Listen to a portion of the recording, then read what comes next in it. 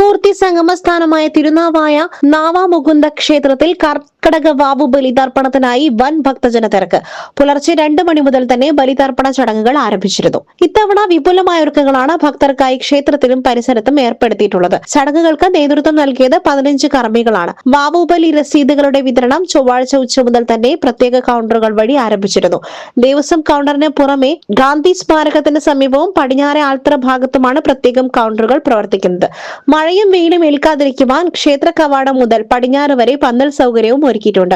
ദൂരസ്ഥലങ്ങളിൽ നിന്നും നിരവധി ഭക്തരാണ് ചൊവ്വാഴ്ച രാത്രിയോടെ തന്നെ തിരുനാവായയിൽ എത്തിയത്. സേവാഭാരതിയുടെ നേതൃത്വത്തിൽ ചുക്കുകാപ്പി വിതരണവും കോയമ്പത്തൂർ ഭക്തരുടെ വക സൗജന്യ പ്രഭാത ഭക്ഷണവും ഭക്തർക്കായി നൽകി.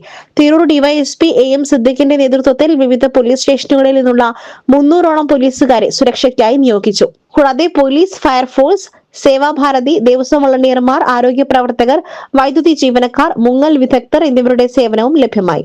KSRTC വിവിധ ഡിപ്പോകളിൽ നിന്നും പ്രത്യേക സർവീസുകളും ഏർപ്പെടുത്തിയിരുന്നു. SS Gold, Pure Gold. SS Group, Nilambur.